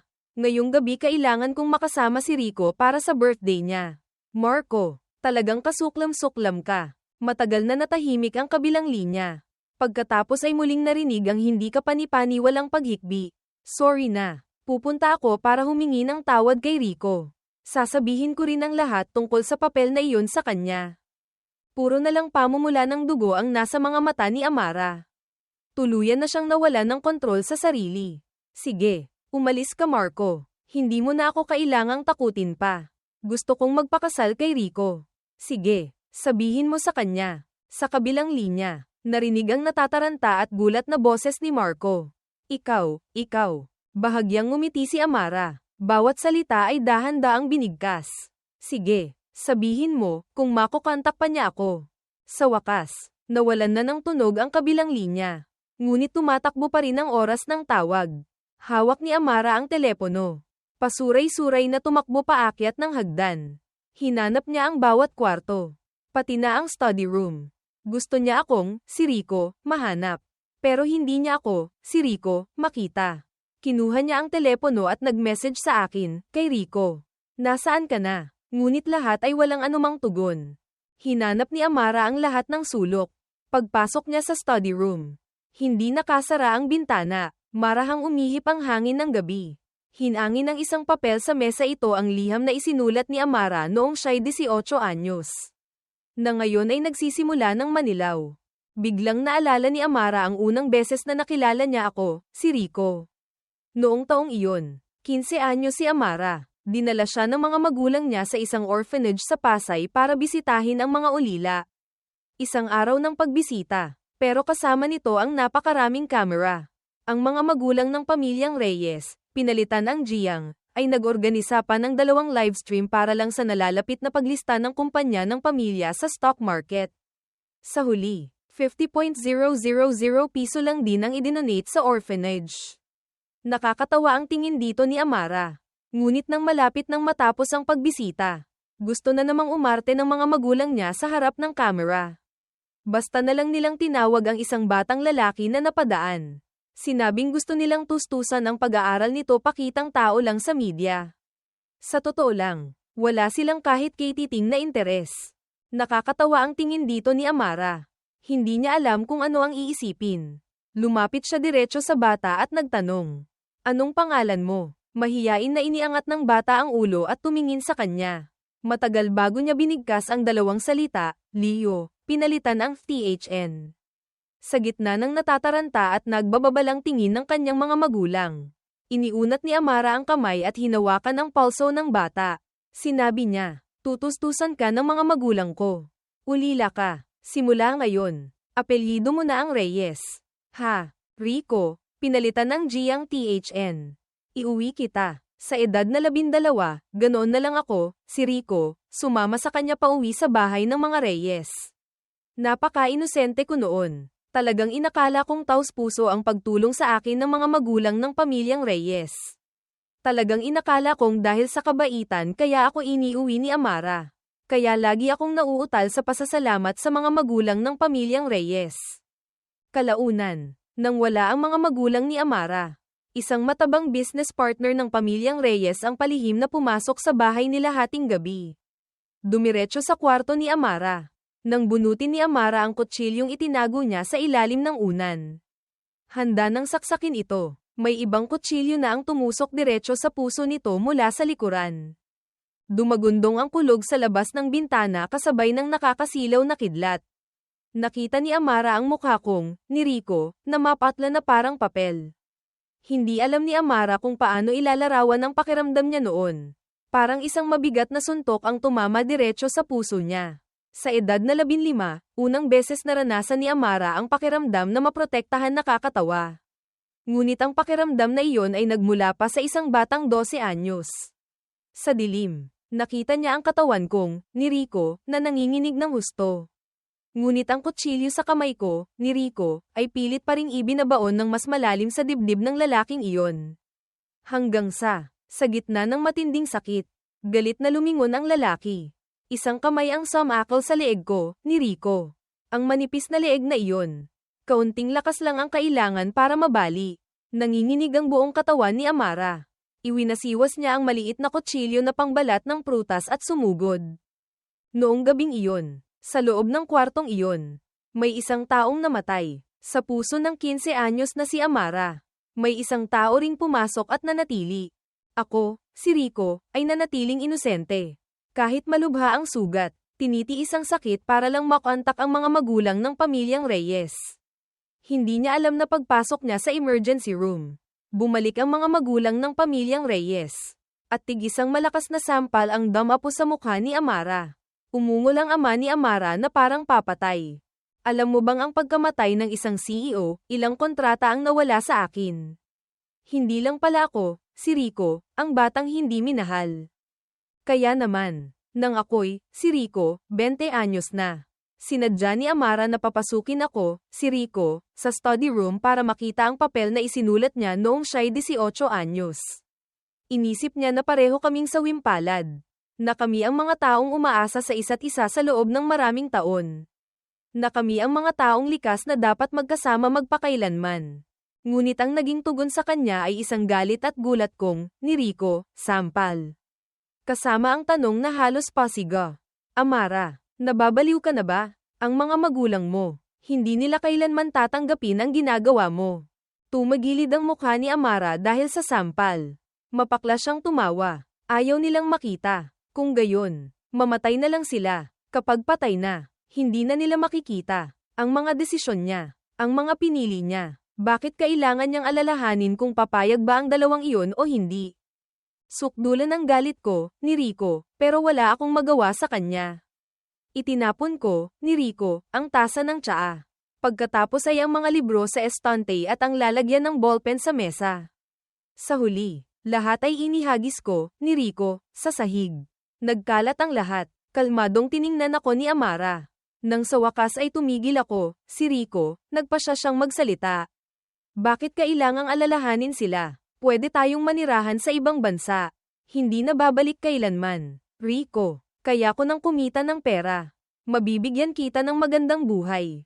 Hindi mo na kailangang umasa sa nakakadiring tulong pinansyal na iyon. Ako, si Rico, matapos mailabas ang galit. Unti-unti ring kumalma ang itsura ko. Malamig akong nagsalita, dapat kang magpatingin sa psychologist. Sasabihin ko sa mga magulang mo para madala ka nila. Kung maririnig ko pa ulit ang mga ganitong salita. Kung gayon, huwag na tayong magkita kailanman. Narinig lang ni Amara ang huling sinabi ko, ni Rico. Huwag na tayong magkita kailanman. Bigla siyang nakaramdam ng takot. Nagmamadaling hinabol ako, si Rico, nanginginig ang boses. Rico, mag-usap pa tayo. Ngunit nakalabas na ako, si Rico, sa study room. At umalis na rin sa bahay nang hindi lumilingon. Noong gabing iyon, bumuhos ang nyebe. Nakatanggap ang mga magulang ni Amara ng isang text message mula sa telepono na inakala nilang galing kay Rico. Makikipagkita ako sa kapihan sa kanto. Kasama raw si CEO Tan, pinalitan ang TRN. Si CEO Tan ang taong gustong-gusto makatrabaho ng mga magulang ni Amara. Kaya kahit na may snowstorm, nagmamadali silang nagmaneho papunta doon. Dahil sa mahinang visibility, dumulas ang preno sa nagyelong kalsada, na nagdulot ng isang malagim na aksidente. Pagkatapos, sa burol, umiiyak akong, si Rico, nagpaliwanag kay Amara na hindi ako ang nagpadala ng text message na iyon. Noong gabing iyon, naiwan ko ang telepono ko sa opisina.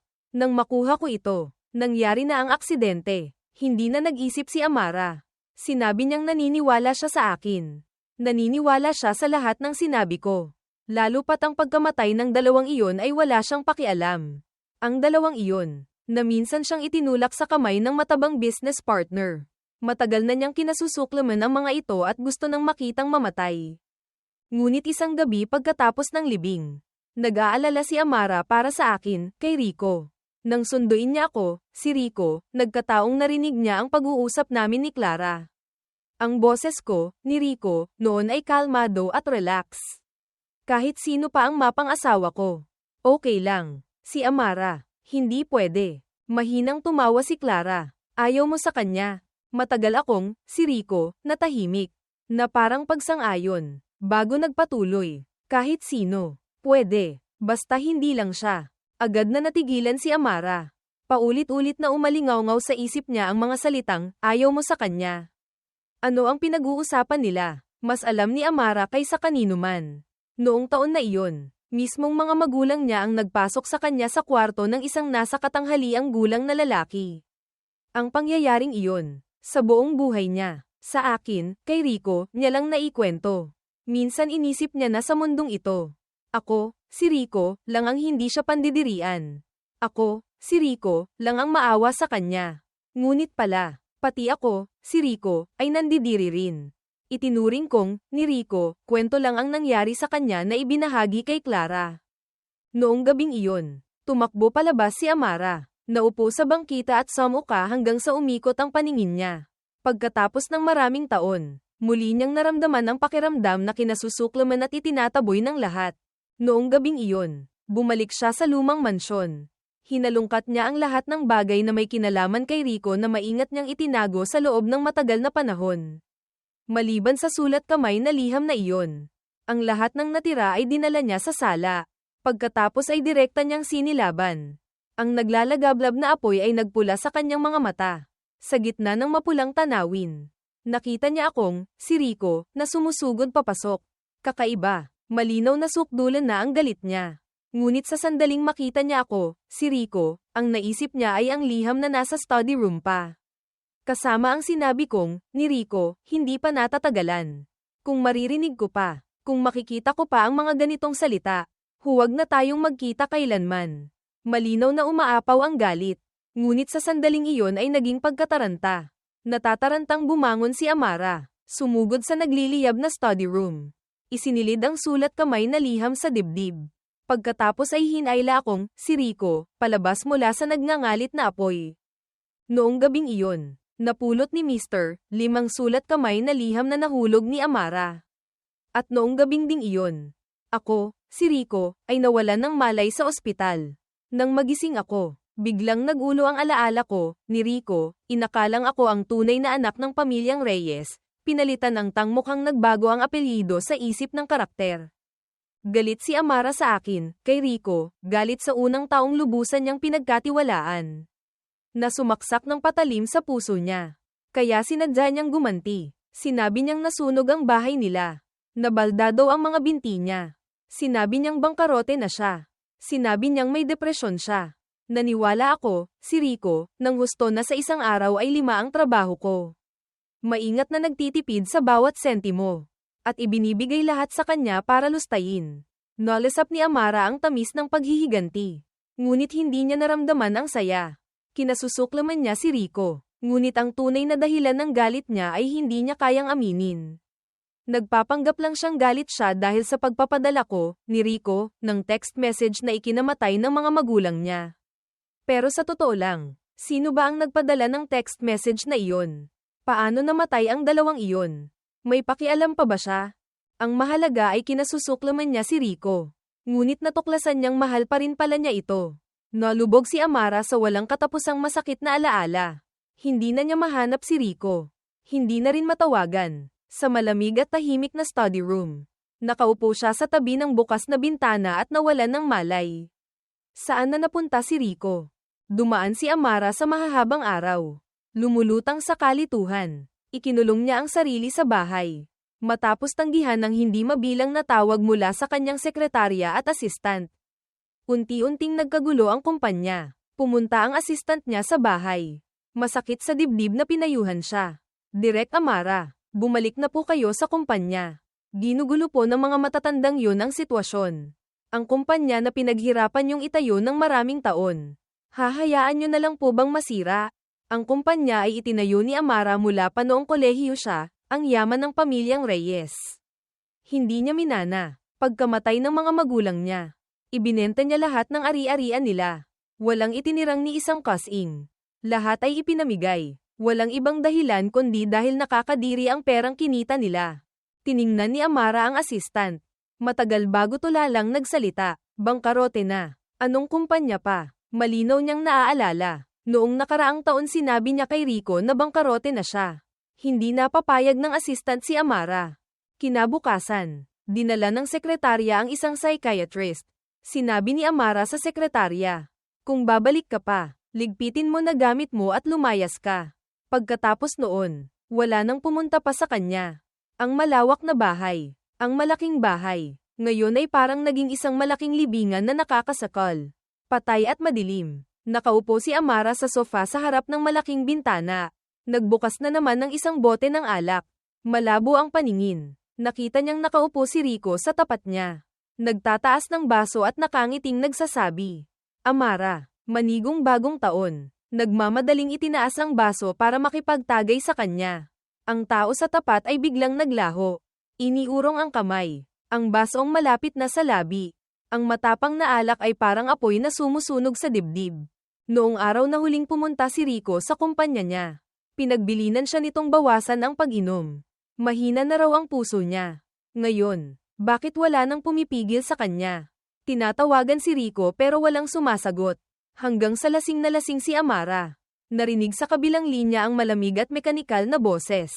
Ang numero ni Rico ay hindi na umiiral. Bisperas ng bagong taon noon. Nang pumutok ang mga paputok sa labas ng bintana, Niyakap ni Amara ang mukha. Sa wakas ay hindi na napigilan ang nanginginig na paghikbi. Alam niya, sa totoo lang, lagi niyang alam. Sinabi ni Rico na aalis siya. Umalis na nga siya. Hindi na babalik pa. Lumipas ang taon. Unti-unting nawala ang diwa ng Pasko at Bagong Taon. Natunaw ang nyebe, kung applicable sa setting. Nagsimulang umusbong ang mga bagong dahon sa puno. Pagkatapos ng mahigit isang buwan, sa wakas ay lumabas din ng bahay si Amara. Dati, kahit hindi niya kayang sabihing mahal niya, sa pamamagitan lang ng galit ay kaya niyang mabuhay.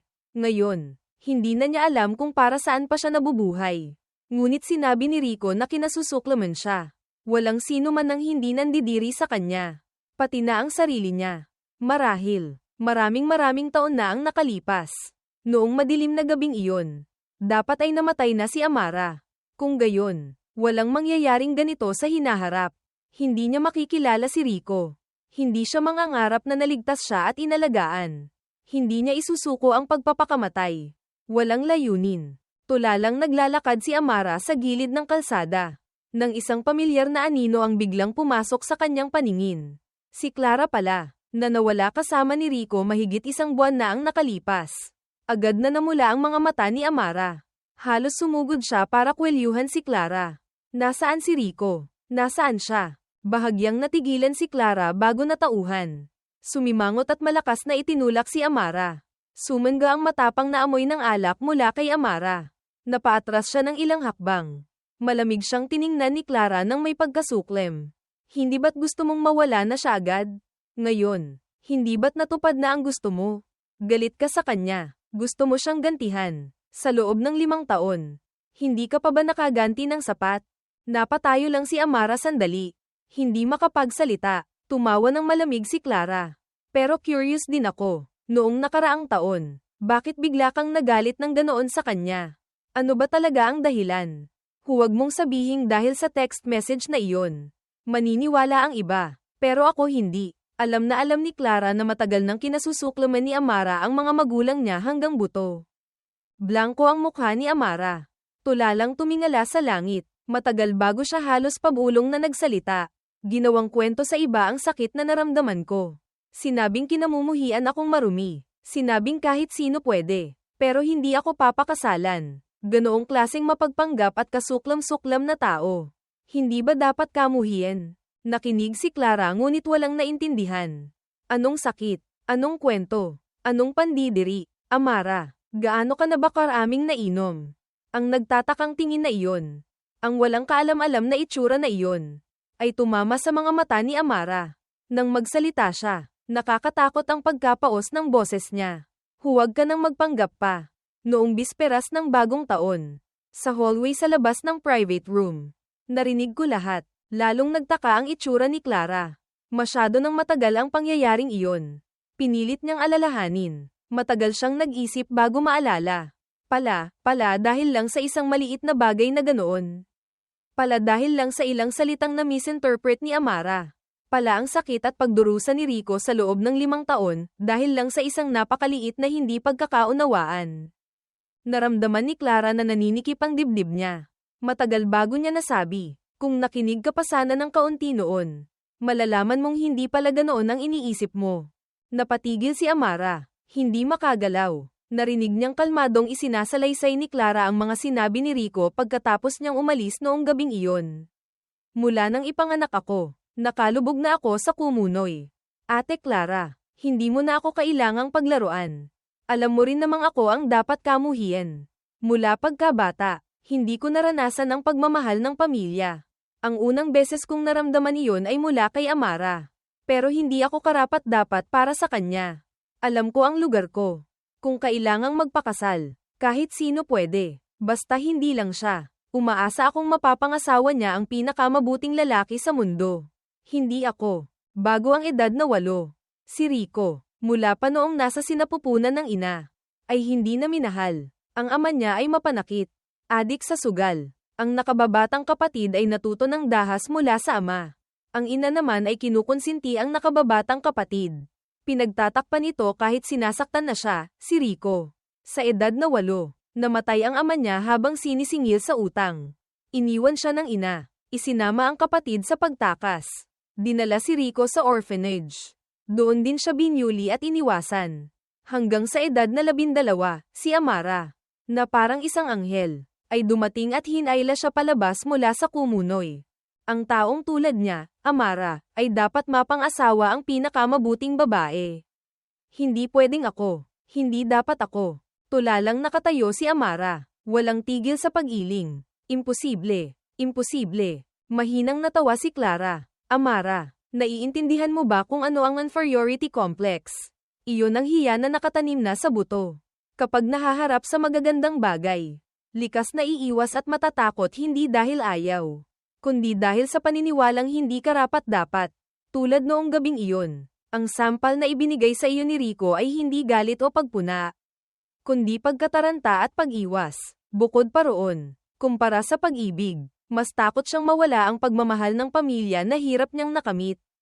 Amara, paano mo naisip na si Rico, ang taong laging tumitingala sa iyo na parang Diyosa, ay pandidirian ka, kasusuklaman ka, tungkol sa kwentong iyon? Hindi rin iyon kailanman naikwento ni Rico sa iba. Sa totoo lang, noong gabing iyon, sa gitna ng pagkabigla ni Amara, gusto niya sanang magpatuloy sa pakikinig. Ngunit ang dambuhalang galit ang nagpadala sa kanya kaya nawalan siya ng kontrol. Umalis, at hindi narinig ang mga sumunod na salita. Marahil, kapag kumalma siya, hahanapin niya si Rico para kamprontahin. Malalaman niya ang katotohanan. Ngunit mapaglaro ang tadhana. Noong gabing iyon, nagkaroon ng mataas na lagnat si Rico. Nag-ulo ang alaala, na pagkamalan siyang tunay na ate. Ang mga salitang sinabi niya kay Clara ay marahil hindi na niya naaalala pa. Pero siguradong may oras pa. Pwede niyang hanapin si Rico. Pwede niyang ipaliwanag sa kanya. Naisip niya, napakarami pang gustong sabihin sa kanya. Pagkakasala at pagsisisi. Ngunit ang puso niya ay kumakabog na parang tambol. Bumalik si Amara sa bahay. Nagmamadaling nagayos ng kaunting bagahe. Balak magmaneho para hanapin si Rico. Hindi sinabi sa kanya ni Clara kung saan nagpunta si Rico. Ngunit naisip niya, nasa loob man o labas ng bansa, kahit saang sulok pa ng mundo, siguradong mahahanap niya ito. Mahahanap niya rin ito sa kalaunan. Kung maninirahan si Rico sa ibang lugar, susundan niya ito. Nang paakay na siya ng kotse para umalis, sa gitna ng malakas na ulan, dumating na naman si Marco. Ayaw man ni Amara, ngunit sa pagkakataong ito, hindi na siya magpaparaya. Sa pagkakataong ito, hindi na niya hahayaang hawakan siya ni Marco sa leeg. Sumugod si Marco para pigilan siya. Kumunat ang noo ni Amara. Diretsyong itinulak ito. Agad itong natamba sa ulan. Tulad ng hindi mabilang na beses noon. Mga matang kaawa-awa ang nakatingin kay Amara. Akala niya napakagaling niyang umarte. Ngunit sa totoo lang, tinatamad lang si Amara na ibunyag siya. Agad na sumakay si Amara sa kotse. Bago isara ang pinto, narinig niya ang boses ni Marco na puno ng galit at hindi pagtanggap. Gumising ka na. Kayo ni Rico. Hinding-hindi magiging posible magpakailanman. Baliw. Saan nanggaling na hindi pwede? Ang medyo nababaliw na boses ni Marco ay patuloy na umalingaw-ngaw sa kanyang tainga. Sa libro, ang katapusan natin ay magkasama tayo. Si Rico ay isang sakripisyo lang. Ang kapalaran niya ay mamatay o maglaho. Sira ulo. Anong pinagsasabi mo? Galit na isinara ni Amara ang pinto ng kotse. Nagmaneho paalis. Ngunit sa kanyang isip, nagsimulang sumakit ng husto at hindi makontrol. Na parang may isang hindi nakikitang puwersa na gustong humila sa kanya pabalik kay Marco. Nandito na naman. Tulad ng gabing iyon 5 taon na ang nakalipas. Nang gusto niyang magpatuloy sa pakikinig sa pag-uusap ni Rico at Clara. Ang hindi nakikitang puwersang iyon din ang nagtulak sa kanya malinaw na gusto niyang manatili. Ngunit sa huli ay pinili niyang umalis. Ang sakit sa ulo niya ay lalong lumalala. Paulit-ulit na umaalingaw sa tainga niya ang mga salita ni Marco. Sa libro, ang katapusan natin ay magkasama tayo. Si Rico ay sakripisyo lang. Gumising ka na, gumising ka na. Unti-unting lumabo ang kanyang paningin. Tumutulo ang malamig na pawis sa kanyang noo. Unti-unting hindi na alam ni Amara kung ano ang ginagawa niya. Hindi na rin alam kung saan siya pupunta. Hanggang sa paliko ng paliko ang sasakyan. Unti-unting napunta sa isang paliko-likong daan sa bundok. Ang daan paakyat sa tuktok ng bundok ay walang katao-tao sa gabi. Sa dulo ng walang hanggang daan na iyon, nakita ni Amara ang isang pamilyar na likod parang ang anino ng 12 anyos na si Rico. Noong taong iyon, hinawakan ng 15 anyos na si Amara ang kamay nito. Rico, iuwi kita. Sumugod ng parang baliw ang sasakyan. Sa huling sandali, biglang naalala ni Amara na matanda na si Rico. Ngayong taon, 25 anyos na siya. Hindi na ang 12 anyos na batang lalaki noon, guni-guni lang pala niya iyon. Ngunit ang sasakyan ay patuloy pa ring sumugod na parang baliw. Binangga ang barikada sa gilid ng bundok, at dumiretso sa bangin. Nakasarado ang mga bintana ng kotse. Ngunit narinig ni Amara ang matinding hagupit ng hangin.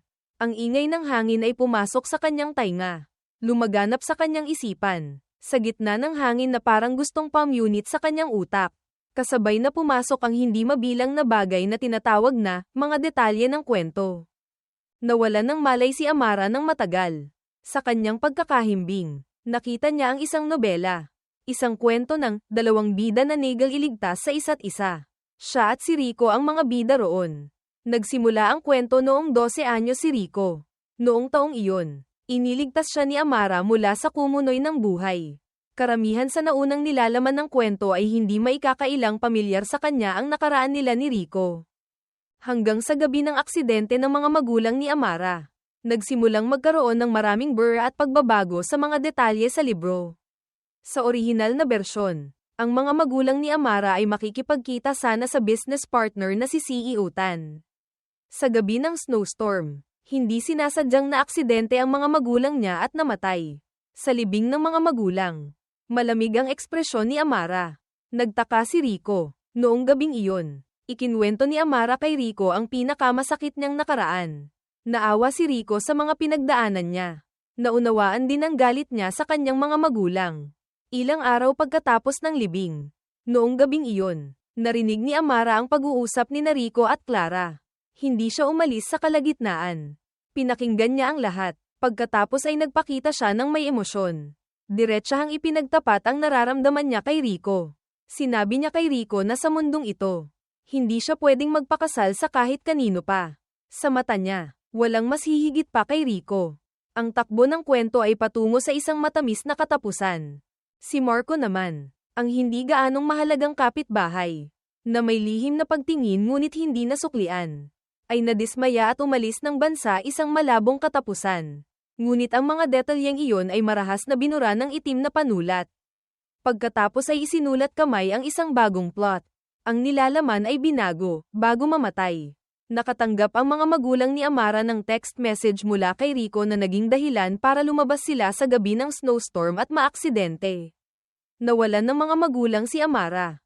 Mula noon ay kinasuklaman niya si Rico hanggang buto. Wala nang nararamdaman para dito.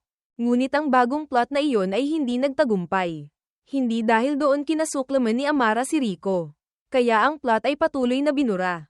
Patuloy na binago. Narinig ni Amara ang pag-uusap ni Rico at Clara. Ngunit umalis siya sa kalagitnaan kaya nagkaroon ng hindi pagkakaunawaan. Pagkatapos noon, nagkaroon ng mataas na lagnat si Rico. Nawalan ng alaala. Napagkamalang tunay na ate si Amara. Unti-unting lumayo sina Amara at Rico. Unti-unting lumapit si Marco. Unti-unting patungo si Rico sa kamatayan o pagkawala.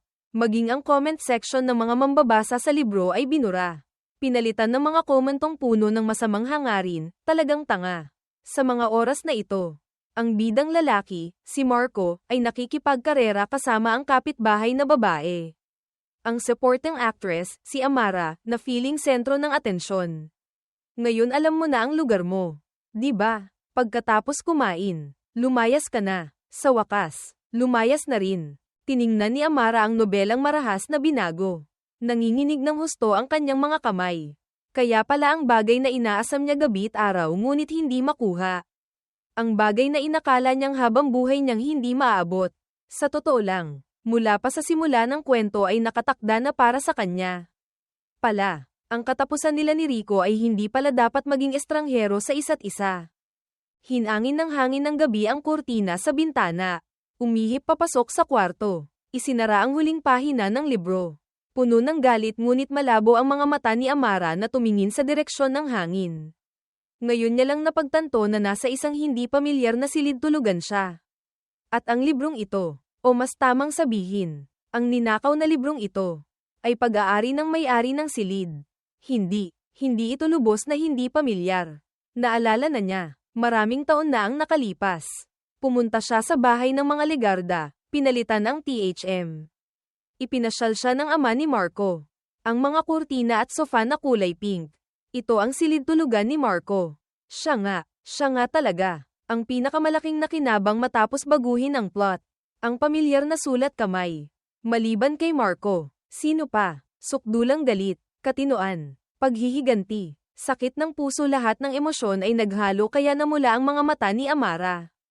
Pasuray-suray siyang tumayo, sumugod palabas ng pinto. Sa sandaling makalabas siya, bigla siyang nagising mula sa panaginip.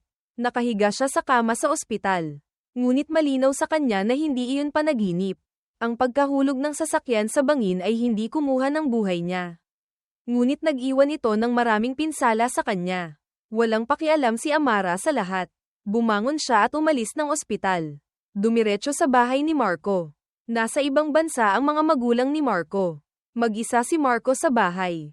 Nang makita siyang dumating, puno ng saya ang mga mata nito. Sa wakas nag-isip ka na rin. Amara, tayo lang talaga ang nakatadhana para sa isa't isa.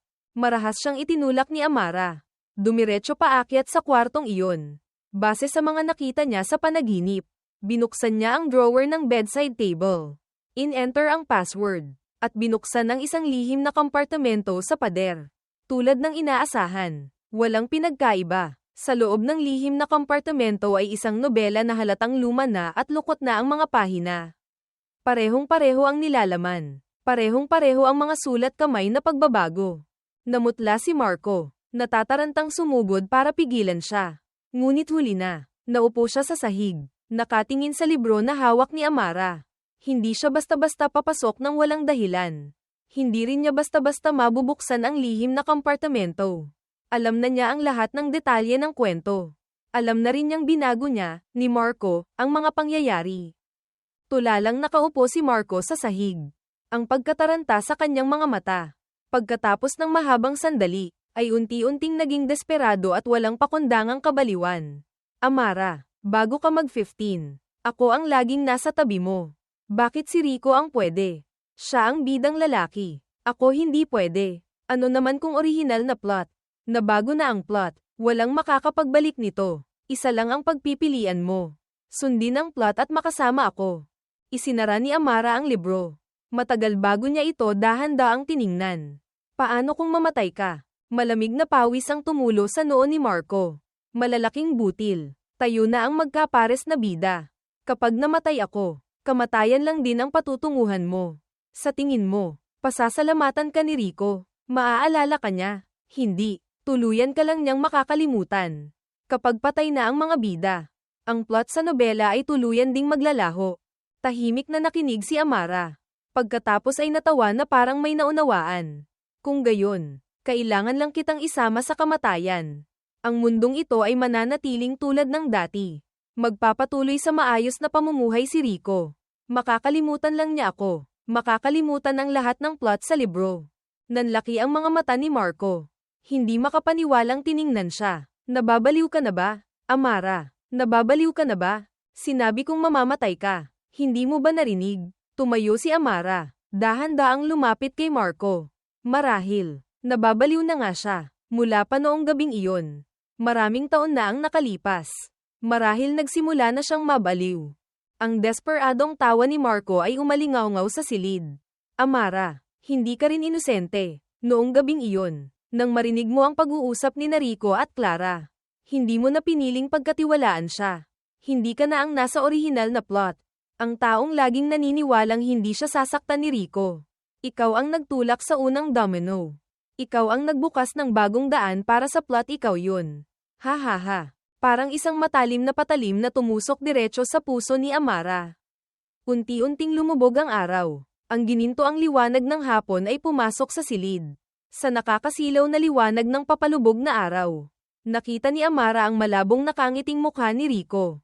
Sabi nito, Amara, manigong bagong taon. Hindi nakalimutan ni Amara na bisperas ng bagong taon ngayon. Nangako siya kay Rico na sa mga susunod na bisperas ng bagong taon at Pasko, bagong taon ay makakasama niya ito. Ngunit alam niyang hindi na mangyayari pa iyon. Ang nakangiting mukha ni Rico. Iniunat ang kamay para hawakan ito. Agad na naglaho na parang bula. Naunawaan niyang tuluyan na niya itong nawala. Tag-init ng ikalawang taon ko, ni Rico, sa ibang bansa. Bumalik sa normal ang alaala ko. Sakto rin sa araw na iyon. Natanggap ko ang balitang patay na si Marco. Ang mga magulang niya ay laging abala sa trabaho. Nang mahigit kalahating taon nang nawawala si Marco. Doon lang nila naalala na kailangan siya para sa isang arranged marriage. Pagkatapos pag-usapan ang negosyo, doon lang nagkaoras ang ina ni Marco na dumaan sa bahay para tingnan. Pagpasok sa bahay, natagpuan ng bangkay isang kalansay na lang si Marco. Ayon sa forensic, mahigit kalahating taon na siyang patay. Nang malaman ko ang balita, hindi ko maiwasang mabigla. Noong gabing iyon, nakahanap ng paraan si Amara para makuha ang bago kong numero. Tumawag na naman. Bigla kong naalala ang mga komento na nakita ko bago ako umalis ng bansa noong nakaraang taon. Kung hindi iyon guni-guni matapos magulo ang alaala ko. Kung gayon, si Marco, ang bidang lalaki sa nobela, ay patay na. Si Amara naman, ang bidang babae. Ano na ang mangyayari sa kanya? Nang magpasya akong umalis ng bansa, inakala kong tuluyan ko nang binitiwan ang lahat. Hindi na iisipin ang pagbalik. Hindi na iisipin ang anumang may kinalaman kay Amara pa. Ngunit habang tinitingnan ng screen ng telepono na patuloy na umiilaw, sa huli ay pinindot ko pa rin ang answer button. Matagal na natahimik ang kabilang linya. Marahil nasanay na siyang hindi ko sinasagot. Bahagyang hindi makapaniwala si Amara. Ilang sandali pa, ang medyo nagmamadali at nauutal niyang boses ay narinig. Ikaw ba yan, Rico? Nasa maliit akong paupahang kwarto sa labas ng campus. Mainit ba sa tag-init? Maingay ang lumang electric fan. Malamig akong sumagot ng isang, oo. Wala nang kasunod na salita. Mahabang katahimikan. Hindi ko naman sinasadyang maging malamig kay Amara.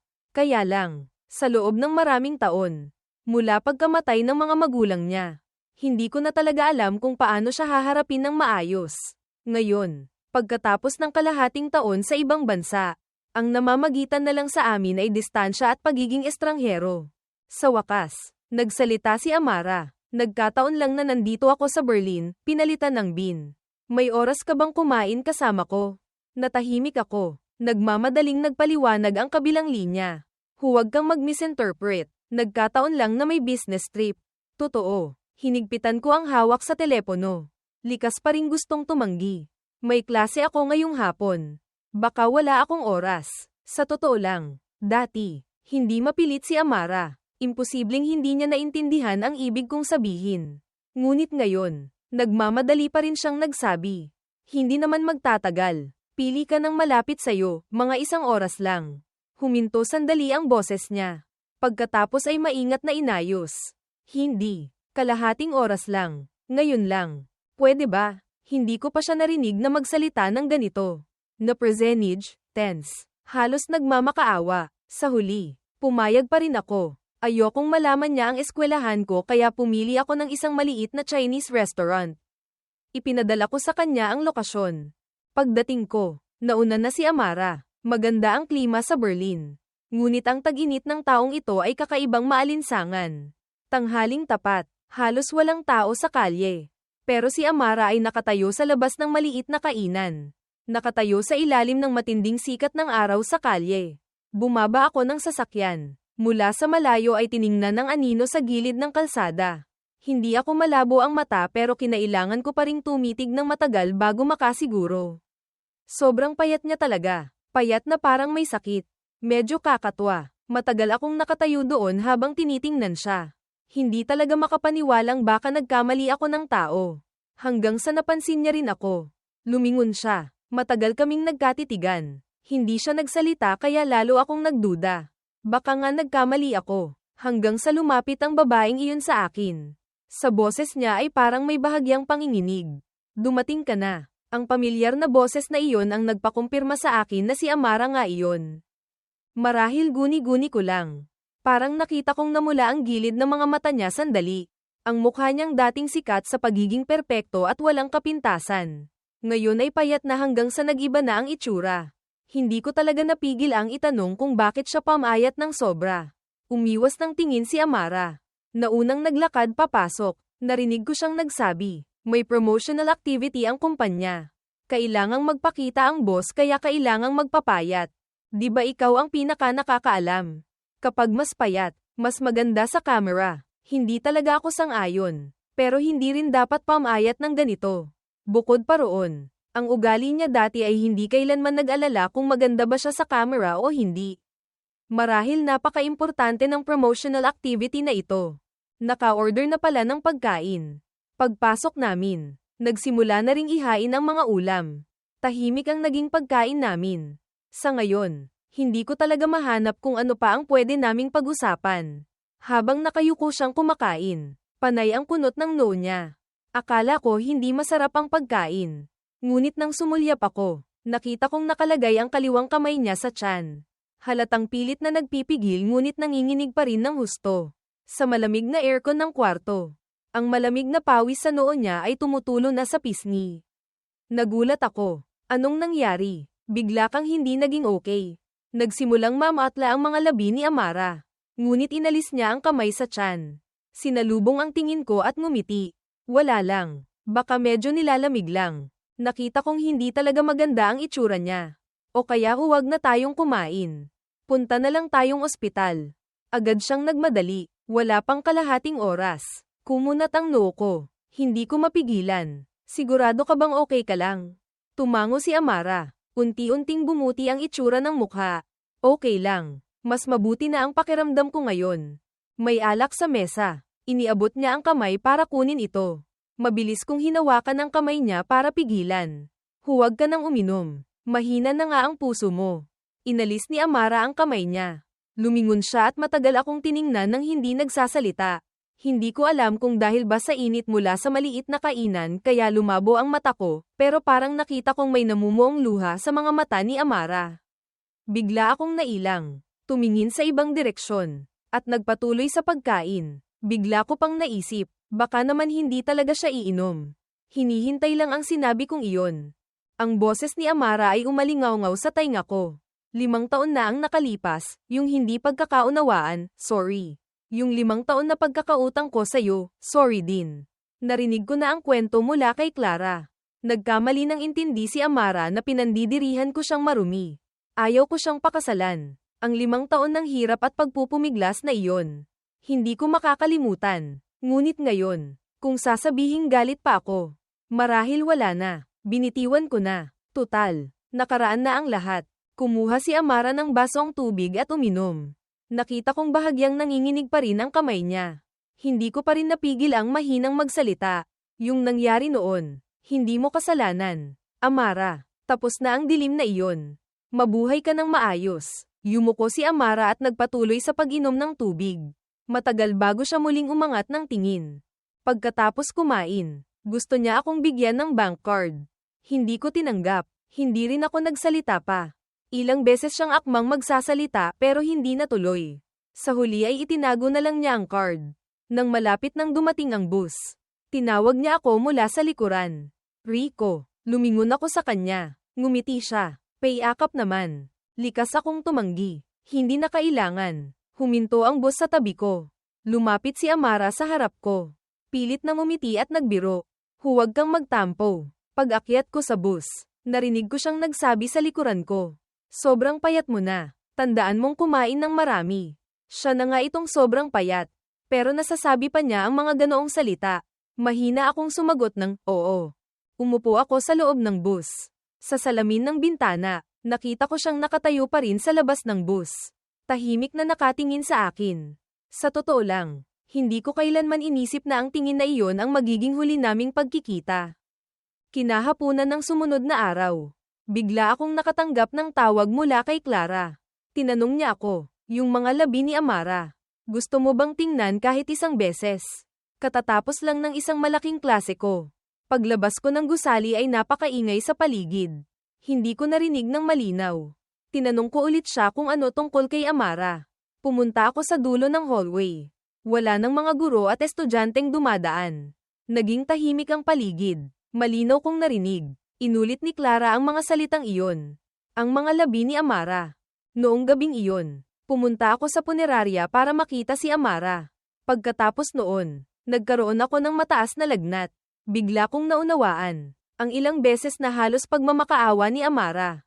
Ang pagpipilit niyang makipagkita sa akin kahit isang beses lang ay para magpaalam. Nakahiga ako sa kama. Sobrang taas ng lagnat ko kaya nagiinit ang buong katawan ko. Ngunit parang nakalubog ako sa nagyayelong hukay. Hinangin ng hangin ng gabi ang kurtina sa bintana. Nil-iPad ang mga pahina ng libro sa maliit na mesa. At parang pumasok hanggang sa utak ko.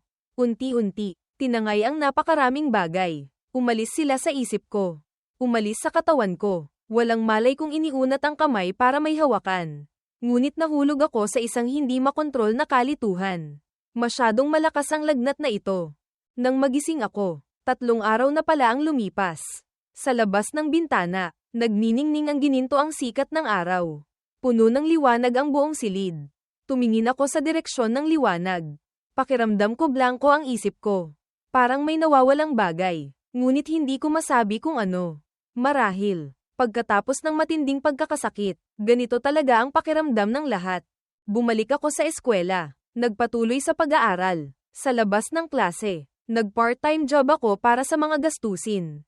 Sa ikalawang taon ng pag-aaral sa ibang bansa, ni-refer ako ni Ate Clara. Tinulungan akong makapasok bilang intern sa isang dayuhang kumpanya.